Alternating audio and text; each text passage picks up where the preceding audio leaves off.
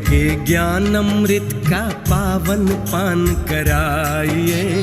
ज्ञान योग के पथ पर चलकर जीवन ज्योत जगाइए। प्रभु प्रेम के ज्ञान अमृत का पावन पान कराइए। ज्ञान योग के पथ पर चलकर जीवन ज्योत जगाइए। प्रभु प्रेम के ज्ञान अमृत का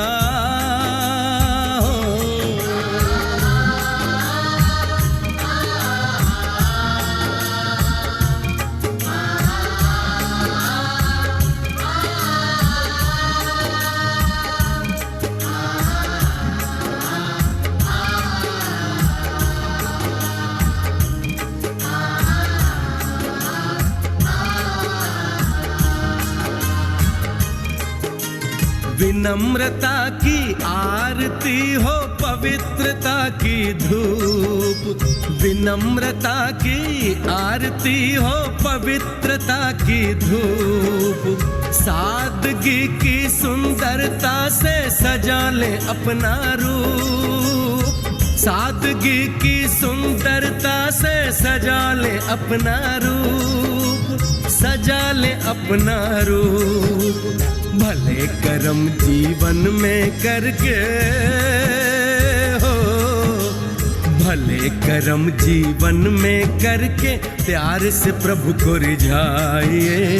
ज्ञान योग के पथ पर चलकर जीवन ज्योत जगाइए। प्रभु प्रेम के ज्ञान अमृत का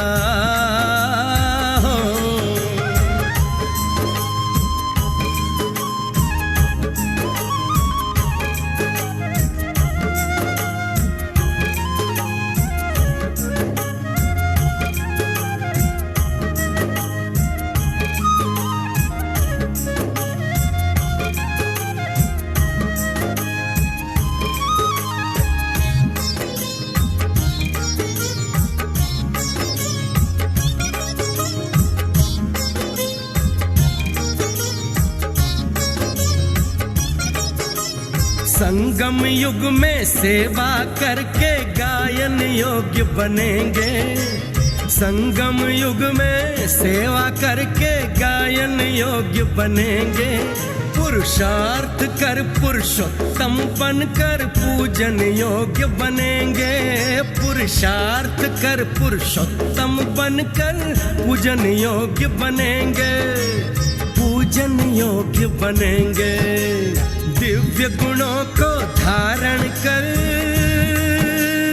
हो, दिव्य गुणों को धारण करके मन उपवन महकाइए। ज्ञान योग के पथ पर चलकर जीवन ज्योत जगाइए। प्रभु प्रेम के ज्ञान अमृत का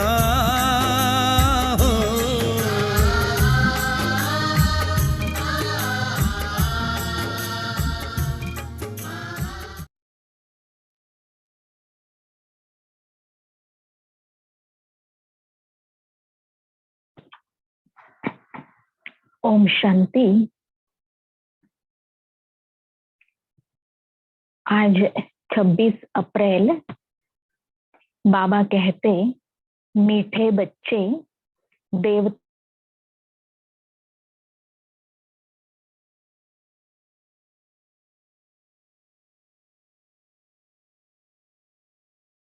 प्रश्न, इस समय सतयुगी प्रजा किस आधार पर तैयार हो रही है? उत्तर है, जो इस ज्ञान से प्रभावित होते हैं। बहुत अच्छा कहते हैं, लेकिन पढ़ाई नहीं पढ़ते, मेहनत नहीं कर सकते, वह प्रजा बन जाते हैं। प्रभावित होना माना प्रजा बनना। सूर्यवंशी राजा रानी बनने के लिए तो मेहनत चाहिए। सूर्यवंशी राजा रानी बनने के लिए तो जो बाबा कराते हैं वो पुरुषार्थ चाहिए, मेहनत चाहिए। पढ़ाई पर पूरा अटेंशन हो, याद करते और कराते रहें तो ऊंच पद मिल सकता है। नहीं तो सिर्फ अच्छा कहें और पढ़ाई पर ध्यान न दें तो प्रजा में चले जाएंगे। गीत तूने रात गवाई सो के, दिन गवाया खाके, हीरा मोल जन्म था, कौड़ी मोल बना दिया। ओम शांति। बच्चों ने गीत सुना कि हमारा जीवन हीरे जैसा था, अब कौड़ी जैसा हो पड़ा है। यह तो कॉमन बात है, छोटा बच्चा भी समझ सकता है। हमारा जीवन हीरे जैसा था और अब सृष्टि चक्र के अंत में कौड़ी मिसल हो गया है। बाबा ने कहा ये बात तो छोटा बच्चा भी समझ सकता है। बाबा बहुत सहज रीति से समझाते हैं, जो कोई छोटा बच्चा भी समझ सके। सत्यनारायण की कथा सुनाते हैं तो छोटे छोटे बच्चे भी बैठ जाते हैं, परंतु वह सत्संगों आदि में जो सुनाते हैं वह सब है दंत कथाएं, कथा कोई ज्ञान नहीं। बाबा ने कहा जो शास्त्रों में कथाएं सुनाई उनमें कोई ज्ञान नहीं, बनी बनाई कहानियां हैं।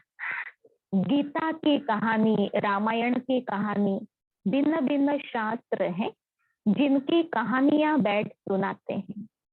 वह सब है कथाएं। कहानियों से कोई फायदा होता है क्या? यह है सत्यनारायण की अर्थात नर से नारायण बनने की सच्ची कहानी। जो बाबा मुरली सुनाते हैं, बाबा ने कहा यह है सत्यनारायण बनने की कहानी, नर से नारायण बनने की कहानी। यह सुनने से तुम नर से नारायण बन जाएंगे। यह अमर कथा भी हुई।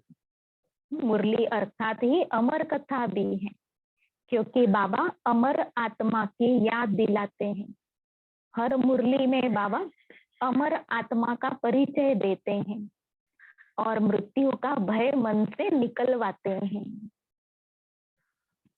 तुम निमंत्रण देते हो कि आओ अमर कथा तुमको सुनाएं, तो तुम अमर लोक में चले जाएंगे। तो कोई भी समझते नहीं है। शास्त्रों की कहानी सुनते आते हैं, मिलता कुछ भी नहीं। जाएंगे लक्ष्मी नारायण के मंदिर में, चलो दर्शन करके आए। महात्मा का दर्शन करने जाते हैं, उनको जाकर माथा टेकते हैं। पूछो रचता और रचना की कहानी का पता है, तो कहेंगे नहीं। बाबा ने कहा मंदिर में जाना, दर्शन करना, माथा टेकना ये जानते हैं, बाकी रचता और रचना के बारे में पूरा परिचय नहीं है। अभी तुम बच्चे समझते हो यह रचता और रचना की कहानी तो बहुत सहज है, अलफ और बे की कहानी है। बल प्रदर्शनी में जो आते हैं वे कहानी तो ठीक सुन लेते हैं, परंतु पवित्र नहीं बनते हैं। समझते हैं यह विकारों में जाने की रस्म रिवाज भी अनादि है। देवताओं के मंदिर में जाकर देवताओं के आगे कहते आप संपूर्ण निर्विकारी हो, और फिर बाहर आकर कहते विकार में जाना तो अनादि है। देवताओं की महिमा में कितने अच्छे अच्छे शब्द गायन करते हैं। संपूर्ण निर्विकारी, मर्यादा पुरुषोत्तम, 16 कला संपन्न। तो 16 कलाएं भी तो पवित्रता की गाई हुई हैं, और उनको पूज्य इसीलिए कहते हैं क्योंकि वे पवित्र हैं। तो हमें ऐसा पवित्र बनना है, ये संकल्प नहीं चलता। बाहर आकर के फिर कहते कि ये तो विकार में जाना अनादि है। देवी देवताओं की दुनिया में भी ऐसे विकार होते थे। इस बिगर दुनिया कैसे चलेगी? लक्ष्मी नारायण आदि को भी तो बच्चे तो थे ना, ऐसे कह देते हैं। तो ऐसे को क्या कहें, मनुष्य का लकब तो दे न सके। बाबा ने कहा जो कहते विकारों बिगर सृष्टि नहीं चलेगी, उनको मनुष्य का टाइटल भी नहीं दे सकते। बाबा ने कहा वो मनुष्य कहलाने के योग्य भी नहीं, वो तो जैसे असुर हो गए। देवताएं भी मनुष्य होते हैं, और कलयुग में भी मनुष्य हैं, परंतु बाबा ने कहा कि अगर विकारों बगैर सृष्टि कैसे चलेगी, ये संकल्प है और विकारों को छोड़ने को तैयार नहीं, तो उनको तो मनुष्य भी नहीं कहा जा सकता। कहते देवताओं को भी तो बच्चे होते थे। बाबा ने ज्ञान दिया कि देवताओं की दुनिया में पवित्रता की शक्ति के आधार से सारा कारोबार चलता है, न कि विकारों से। कितने सुखी थे लक्ष्मी नारायण के राज्य में। तुम बच्चों को बाबा बहुत सहज बात बताते हैं, बरोबर यहाँ भारत में ही स्वर्ग था, लक्ष्मी नारायण का राज्य था। चित्र भी है, ये तो सब मानेंगे कि सतयुग में इन्हों का राज्य था, वहां कोई दुखी नहीं था, संपूर्ण निर्विकारी थे। उन्हों के मंदिर भी बड़े बड़े बने हुए थे। उन्हों को 5000 वर्ष हुए, अभी वह नहीं है। अभी तो कलयुग का अंत है, मनुष्य आपस में लड़ते झगड़ते रहते हैं। भगवान तो ऊपर ही रहते हैं निर्वाण धाम में, मनुष्य आपस में लड़ते झगड़ते रहते। भगवान के नाम पे भी लड़ाइयां हुई हैं। भगवान कहाँ रहते हैं? ऊपर निर्वाण धाम में। असल में हम आत्माएं भी वहां रहती हैं, यहाँ पार्ट बजाने आती हैं। पहले हम लक्ष्मी नारायण के राज्य में थे, वहां बहुत सुख आनंद था। फिर हमको 84 जन्म लेने पड़े, गाया भी जाता 84 का चक्र। हमने सूर्यवंशी में 1250 वर्ष राज्य किया, वहां अथाह सुख था, संपूर्ण निर्विकारी थे। जन्मों में फिर 84 जन्मों में आना पड़े। बाबा ने कहा आपको स्मृति दिलाई, आप संपूर्ण पावन थे, हीरे जवाहरतों के महलों में रहते थे, संपूर्ण निर्विकारी जीवन था, और धीरे धीरे सीढ़ी नीचे उतरते 84 जन्मों में आना पड़े। यह वर्ल्ड की हिस्ट्री ज्योग्राफी का चक्र फिरता रहता है। आधा कल्प सुख था, राम राज्य में थे, फिर मनुष्यों की वृद्धि होती गई। सतयुग में 9 लाख थे, सतयुग अंत में वृद्धि होकर 9 लाख से 2 करोड़ हो गए। सतयुग प्रारंभ में बाबा ने कहा 9 लाख, सतयुग अंत में 2 करोड़ हो गए। फिर त्रेता में 12 जन्म, बहुत सुख चैन में थे, एक ही धर्म था। फिर क्या हुआ? फिर रावण राज्य शुरू हुआ।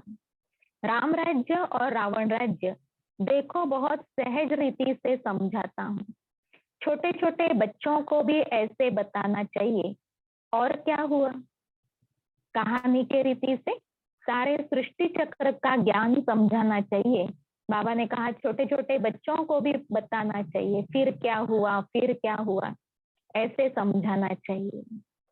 बड़े बड़े सोने हीरे जवाहरतों के महल अर्थक्वेक में अंदर चले गए। द्वापर के प्रारंभ में भी ऐसे छोटा विनाश होता है। सेमी डिस्ट्रक्शन में बड़े बड़े हीरे जवाहरतों के महल अंदर अर्थक्वेक में चले गए। भारतवासियों के विकारी बनने से ही अर्थक्वेक हुई। फिर रावण राज्य शुरू हुआ, पवित्र से अपवित्र हो गए। कहते भी है सोने की लंका अंदर चली गई। कुछ तो बचा होगा ना, जिससे फिर मंदिर आदि बनाए होंगे। गायन है कि सोने की लंका अंदर चली गई, कोई द्वारिका अंदर चली गई, ऐसे भी कहानी है, लेकिन कुछ तो बचता है। तो द्वापर में भी बहुत धन संपत्ति बचती है, जिससे राजाओं की राजाई चलती है, और राजाएं फिर बहुत अच्छे अच्छे मंदिर बनाते हैं। भक्ति मार्ग शुरू हुआ, मनुष्य विकारी होने लगे। फिर रावण राज्य चला तो आयु भी कम हो गई। हम निर्विकारी योगी से विकारी भोगी बन गए। यथा राजा रानी तथा प्रजा सब विकारी बन गए। यह कहानी कितनी सहज है, छोटी छोटी बच्चियां भी यह कहानी सुनाए तो बड़े बड़े आदमियों का मुंह नीचे हो जाए। अभी बाप बैठ सुनाते हैं, वही ज्ञान का सागर पतित पावन है। अच्छा, द्वापर में भोगी पतित बन गए, फिर और धर्म भी शुरू होते गए। द्वापर में देवी देवताएं, भारतवासी भोगी पतित बन गए, तो और धर्मों की यहाँ पर रचना होने लगी। अमृत का जो नशा था वह खलास हो गया, लड़ाई झगड़े होने लगे। द्वापर से लेकर हम गिरे, कलयुग में हम और ही विकारी बने, पत्थर की मूर्तियां बनाते रहे। हनुमान गणेश की पत्थर बुद्धि होने लगे तो पत्थर की पूजा करने लगे। द्वापर से लेकर के जैसे जैसे बुद्धि पत्थर बुद्धि होने लगी, ऐसे पत्थर की पूजा करने लगे। और पत्थरों की पूजा करते करते और भी क्या हो गया, तो बुद्धि और भी जड़ होती गई, अंधश्रद्धा वाली बुद्धि होती गई। समझते थे भगवान पत्थर ठिक्कर में है, ऐसे करते करते यह भारत की ऐसी हालत हो गई है। अब फिर बाप कहते विष छोड़ अमृत पीकर पवित्र बनो, और फिर राजा ही लो। विष छोड़ो तो तुम मनुष्य से देवता बन जाएंगे, परंतु विष छोड़ते नहीं हैं। बाबा आकर के पवित्रता का ज्ञान देते हैं कि पवित्र बनने से आपको पवित्र दुनिया की राजा ही मिलेगी। अब तो ये अपवित्रता, विष छोड़ना है, अमृत पीना है, क्योंकि आपको देवता बनना है। परंतु बाबा कहते हैं जिनको कड़ी आदत है विकारों की, वो जल्दी छोड़ते नहीं है। विष के लिए कितना मारते, तंग करते हैं। तब तो द्रौपदी ने पुकारा ना, तुम समझते हो कि अमृत पीने बिगर हम देवता कैसे बनेंगे। सतयुग में तो रावण होता ही नहीं। बाप कहते जब तक श्रेष्ठाचारी नहीं बनेंगे स्वर्ग में नहीं आ सकेंगे। बाबा ने कहा जब तक पवित्र नहीं बनेंगे, श्रेष्ठाचारी नहीं बनेंगे, तब तक स्वर्ग में आ नहीं सकेंगे। जो श्रेष्ठाचारी थे वह अब भ्रष्टाचारी बने हैं, फिर अब अमृत पीकर श्रेष्ठाचारी बनना है। बाप कहते मामे कम याद करो। बाबा ने कहा श्रेष्ठाचारी बनना है, अमृत पीना है, इसलिए अब मुझ एक को याद करो, मामे कम याद करो। क्या गीता भूल गए हो? गीता रची मैंने, नाम डाल दिया श्री कृष्ण का। इन लक्ष्मी नारायण को यह राजाई किसने दी? जरूर भगवान ने दी होगी। अगले जन्म में भगवान ने राजयोग सिखाया, नाम फिर डाला है कृष्ण का। तो समझाने की प्रैक्टिस करनी चाहिए। बहुत सहज कहानी है। बाबा को कितना समय लगा? आधा घंटे में इतनी सहज बात भी समझ नहीं सकते। बाबा को समझाने में कितना समय लगा, फिर ब्रह्मा बाप को समझने में कितना समय लगा होगा। बहुत झट से समझ गए। कहानी के रीति से शिव बाबा ने सुनाया तो झट से समझ गए। ऐसे बाबा ने कहा आप बच्चों को भी समझने और समझाने में कोई ज्यादा समय नहीं लगेगा।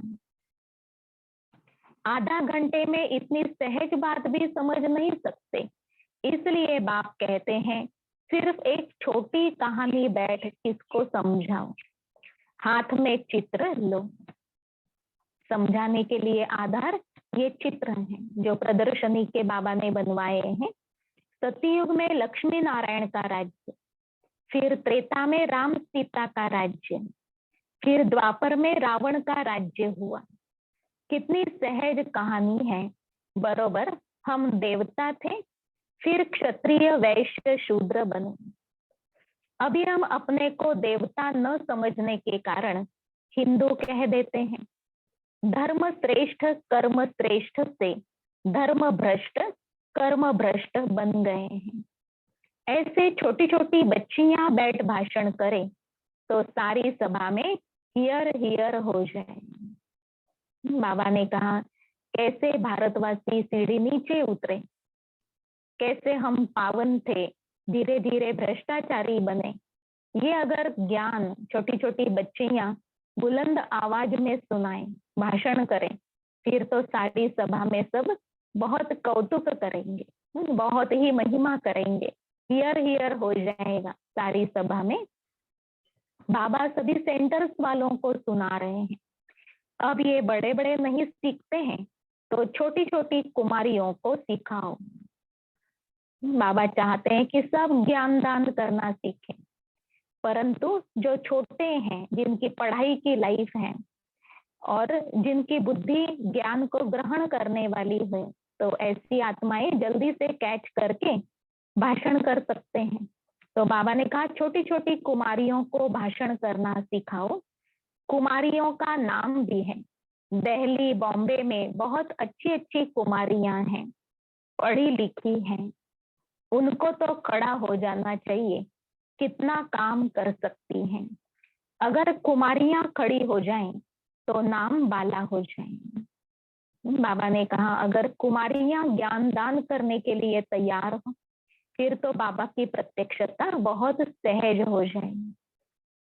साहूकार घर की जो है वह मुश्किल हिम्मत रखती हैं, साहूकारी का नशा रहता है, दहेज आदि मिलता है तो बस कुमारियां शादी कर काला मुंह कर देती हैं और सबके आगे झुकना पड़ता है। बाबा ने कहा किसी को धन का नशा होता है तो वो त्याग नहीं कर सकते और न ही वो अपने फैशन आदि का त्याग कर पाएंगे, उनको वही आकर्षण होता है। उस कारण से वो बाबा का बन करके ज्ञान दान करने की सेवा नहीं कर पाते हैं।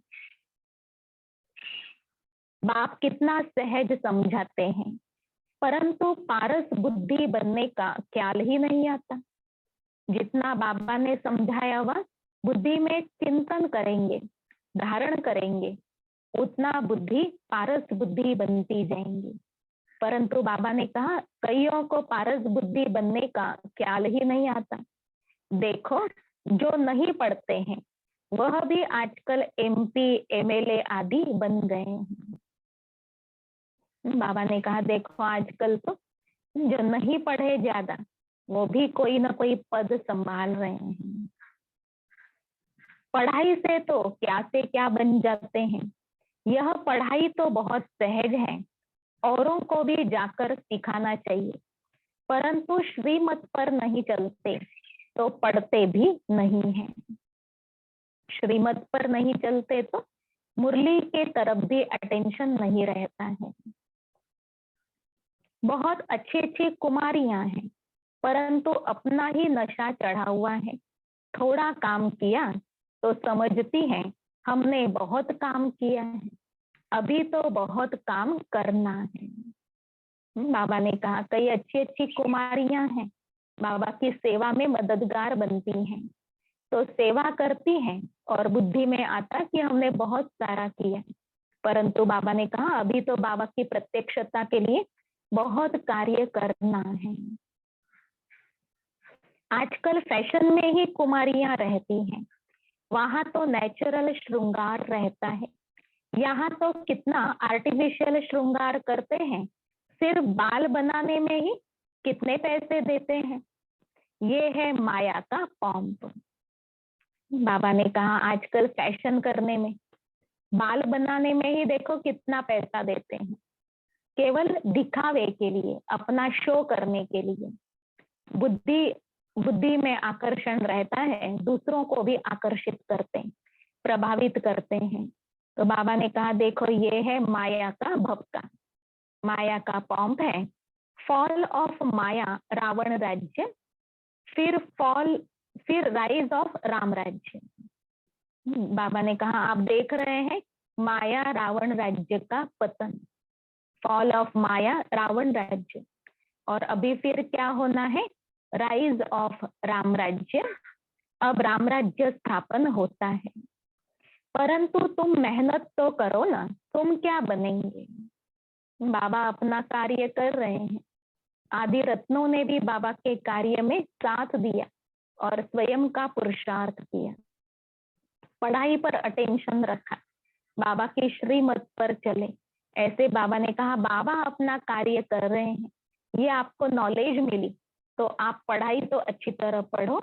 आप क्या बनेंगे, आपको क्या बनना है, जैसा लक्ष्य है वैसे लक्षण धारण करो। अगर पढ़ेंगे नहीं तो वहां जाकर पाई पैसे की प्रजा बनेंगे।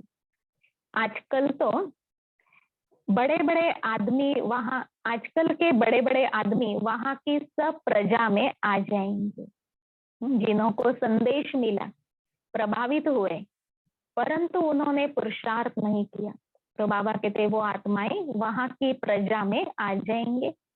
साहूकार लोग सिर्फ अच्छा अच्छा कह अपने धंधे में लग जाते हैं, बहुत अच्छा प्रभावित होते हैं, फिर क्या, आखिरी में क्या होगा, वहां जाकर प्रजा बनेंगे। प्रभावित माना प्रजा, जो मेहनत करते हैं वह राम राज्य में आ जाएंगे। केवल प्रभावित होंगे वो प्रजा में आएंगे, और जो पुरुषार्थ में मेहनत करेंगे वो राम राज्य में आएंगे, अर्थात रॉयल फैमिली में आएंगे, राजाई घराने में आएंगे। समझानी तो बहुत सहज है, इस कहानी के नशे में कोई रहे तो बेड़ा पार हो जाएगी। कैसे राम राज्य का अभी स्थापना हो रही, उत्थान हो रहा है, और रावण राज्य का डाउनफॉल हो रहा है, समाप्त होना है रावण राज्य। तो राम राज्य और रावण राज्य, आत्मा के उत्थान और पतन की कहानी इतना भी याद रहे तो बाबा ने कहा इस नशे में रहने से भी बेड़ा पार हो जाएगी। हम शांति धाम में जाएंगे, फिर सुख धाम में आएंगे। बस याद करते और कराते रहना है, तब ही ऊंच पद पाएंगे। अटेंशन पढ़ाई पर देना है, चित्र हाथ में हो। जैसे बाबा जब लक्ष्मी नारायण की पूजा करते थे तो चित्र जेब में पड़ा रहता था। ब्रह्मा बाबा ने भक्ति भी बहुत विधि पूर्वक की। लक्ष्मी नारायण की, विष्णु की पूजा करते थे तो जेब में चित्र रहता था। जब भी नजर जाती थी उनकी याद आती थी। ऐसे बाबा ने कहा आपके पास चित्र हो जो देखने से आपको नशा चढ़े, और समझाने के लिए भी ये चित्र काम आते हैं। चित्र छोटे भी हैं, लॉकेट में भी हैं, उन पर समझाना है।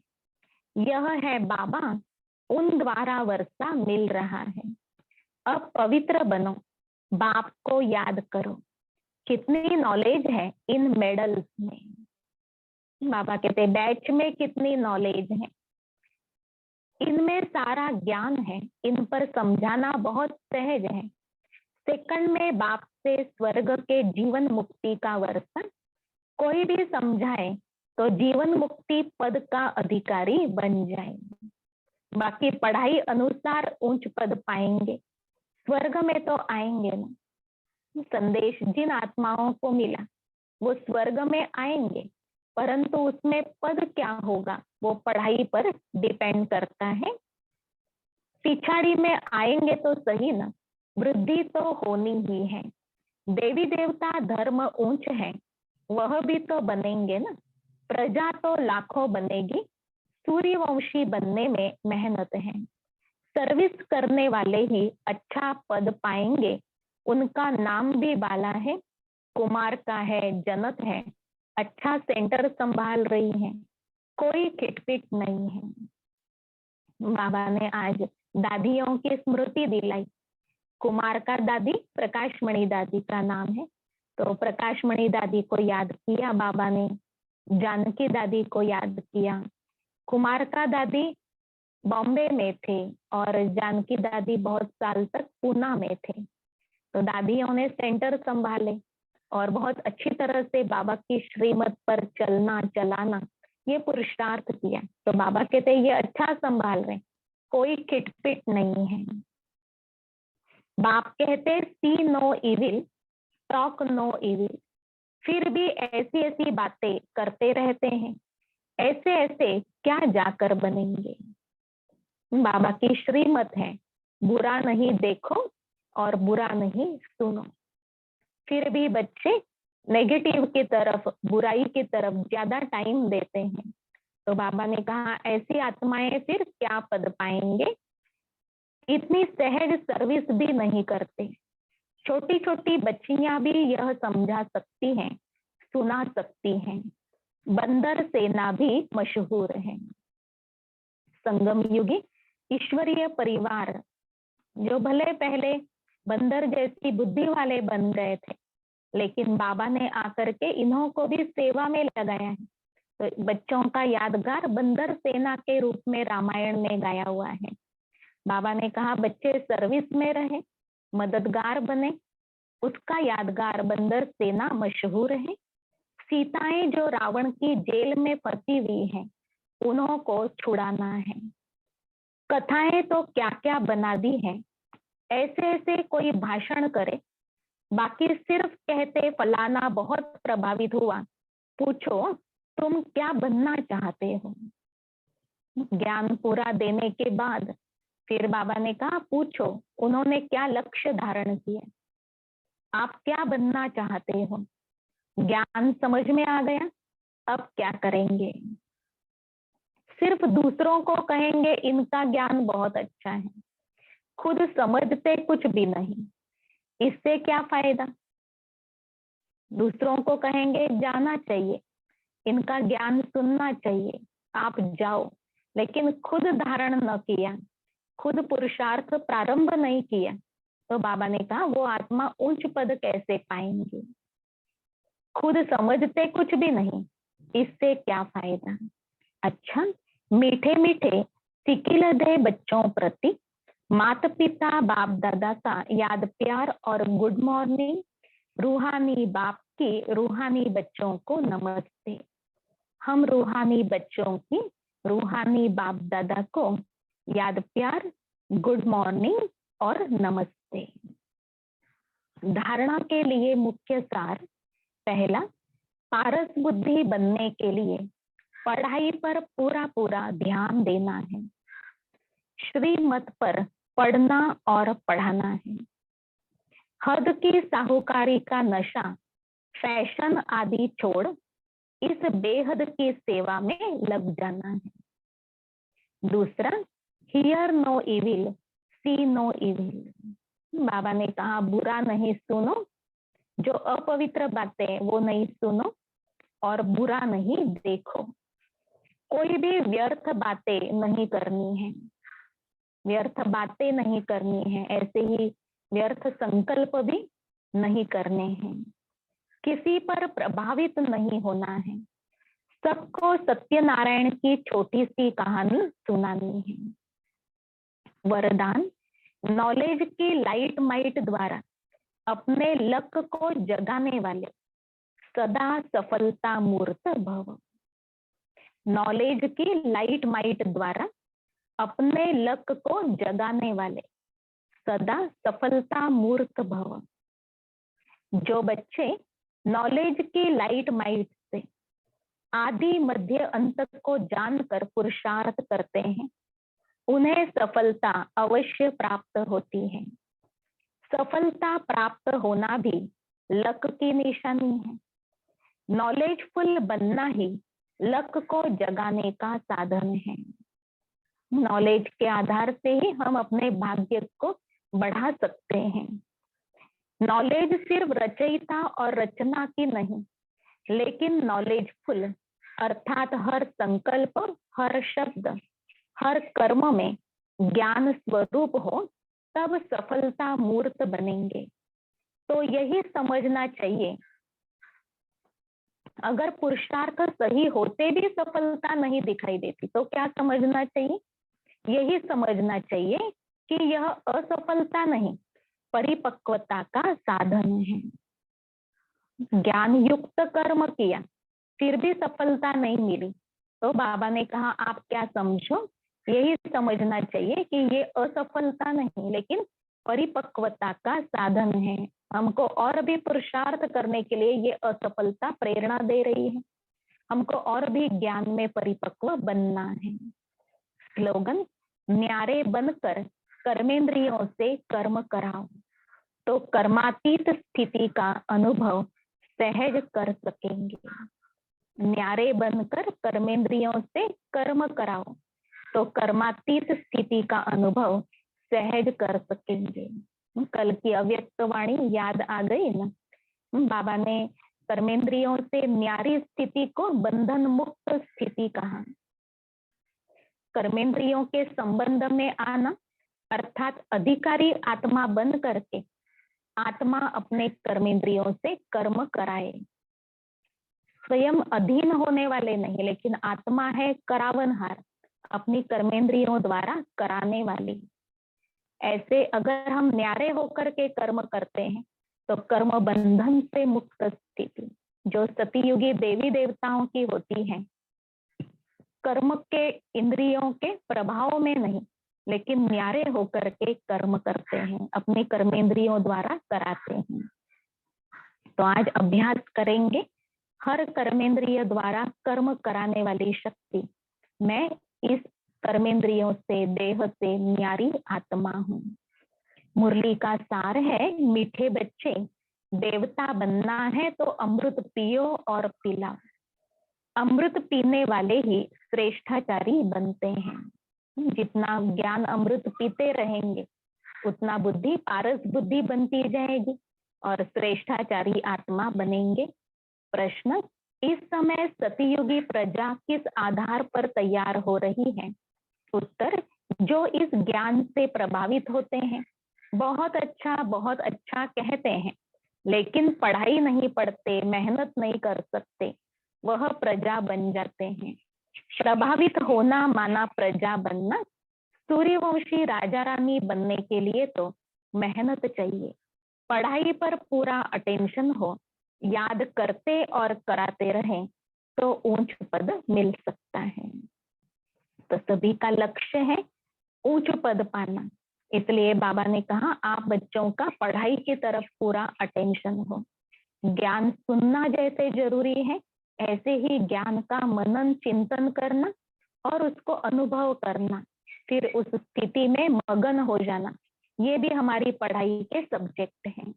ऐसे पढ़ाई की तरफ जितना अटेंशन उतना रॉयल फैमिली में ऊंच पद पाएंगे, अर्थात राजाई में आएंगे, अन्यथा प्रजा में चले जाएंगे। आज हमारा जो स्पार्क विंग की तरफ से मिला हुआ स्वमान है वो आपने सवेरे ही कईयों ने लिखा होगा, सुबह 5 से 6 में। आज का हमारा स्वमान है, मैं पारस बुद्धि आत्मा हूँ।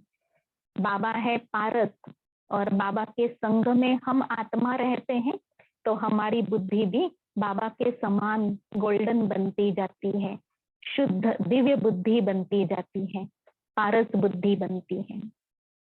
फिर हमारे संग में सारे दिन में जो भी आत्माएं आएंगी उन्हों को भी सहयोग मिलेगा कि वो ज्ञान के अनुसार कर्म कर सके, अर्थात वे भी पारस बुद्धि बनते जाएंगे। उनको भी निर्णय करने का सहयोग मिलेगा, उनकी बुद्धि में भी बाबा की बातें लाने के लिए हम सहयोग देते हैं। तो इसके बारे में हम और मनन चिंतन करेंगे कि पारस बुद्धि कैसे बने, पारस बुद्धि बनने का फायदा क्या होगा। हमारा बाबा हमें पारस बुद्धि बनाने आए हैं। जैसे लक्ष्मी नारायण के लिए गायन है पारसनाथ पारस नाथिनी, तो बाबा हमें ऐसा उनके जैसा पारस बुद्धि बना रहे हैं। तो हमारा बुद्धि योग जितना बाबा के सानिध्य में रहेगा उतना हम आत्मा के अंदर वो पॉजिटिविटी, वो निर्णय करने की शक्ति, परखने की शक्ति बहुत स्पष्ट समझ में आएंगे, अनुभव होती रहेंगे। तो आज का स्वमान, मैं पारस बुद्धि आत्मा हूँ। ओम शांति।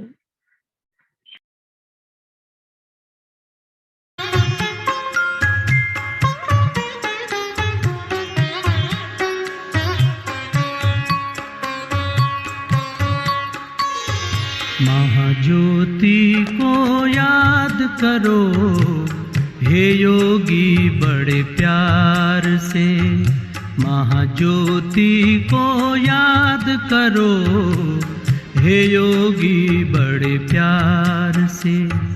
बन के फरिश्ता उड़ चलो,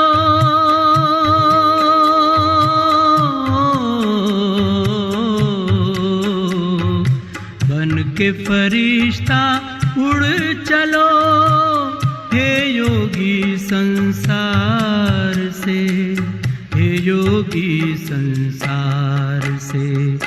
महाज्योति को याद करो हे योगी बड़े प्यार से, बन के फरिश्ता उड़ चलो हे योगी संसार से, हे योगी संसार से।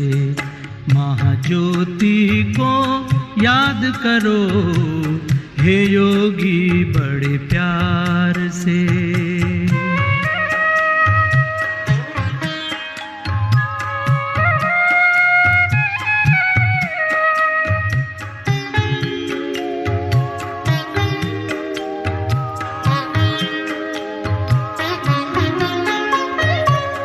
ज्योति की वो दुनिया है न्यारी, शांति वहाँ की लगती है प्यारी, शांति वहाँ की लगती है प्यारी।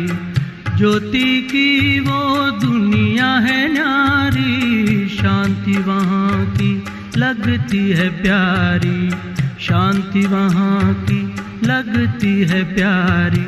बुला रहा है पिता तुम्हारा, हो बुला रहा है पिता तुम्हारा, अपनी मीठी पुकार से, अपनी मीठी पुकार से। महाज्योति को याद करो हे योगी बड़े प्यार से, बन के फरिश्ता उड़ चलो हे योगी संसार से, हे योगी संसार से। महाज्योति को याद करो हे योगी बड़े प्यार से।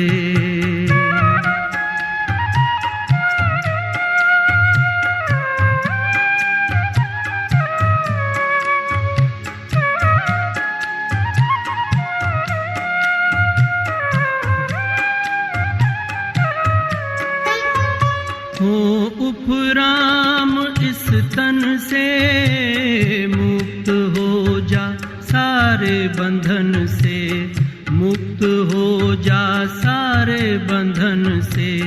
हो उपराम इस तन से, मुक्त हो जा सारे बंधन से, मुक्त हो जा सारे बंधन से। इस आवाज की दुनिया से चल, हो इस आवाज की दुनिया से चल, सज के दिव्य श्रृंगार से, सज के दिव्य श्रृंगार से। महाज्योति को याद करो हे योगी बड़े प्यार से, बन के फरिश्ता उड़ चलो,